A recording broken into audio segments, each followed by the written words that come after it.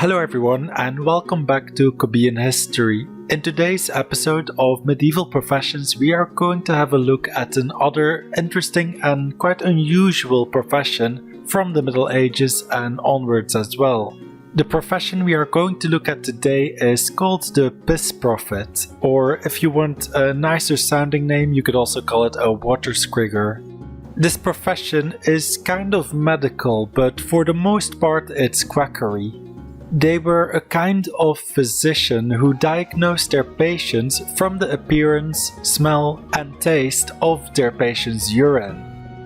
The term Pissprophet seems to have originated somewhere in the early 1600s, and the term water scrigger seems to be even younger, starting to appear around the end of the 1700s and the beginning of the 1800s.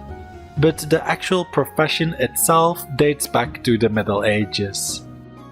This profession was largely associated with quackery, but despite this reputation, this profession isn't as crazy as it might sound. The Pissprophet would look at the color and appearance of the sample of urine, and they even had a chart like this to help them come to a conclusion. They also kept an eye out for any sediment or particles that might be floating around in there.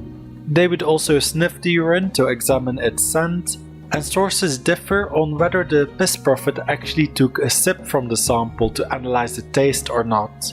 Now don't get me wrong, there was definitely urine tasting going on there, but not all Pissprophets seem to have done it themselves. Some sources indicate that they could actually ask their patient to taste their own urine and then describe the taste to the Pissprophet. They also questioned the patient about their diet and stool, and by analyzing all these factors the Pissprophet would then determine what ailed the patient. Generally, they came to the conclusion that it was caused by an imbalance of the four humors, which back then people thought was at the basis of our health.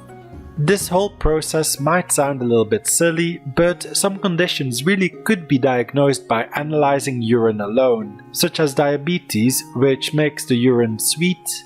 Dehydration is another one, indicated by a strong smelling and dark colored urine.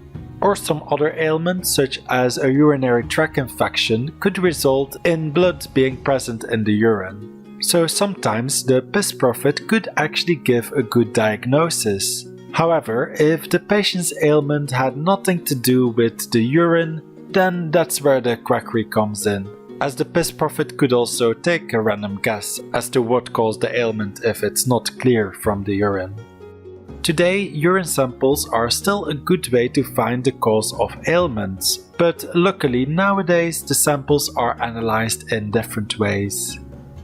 Thank you for watching, and if you're interested in more medieval professions you can click the playlist on screen right now to find more. Or you could check out my channel to find a wider variety of historical topics.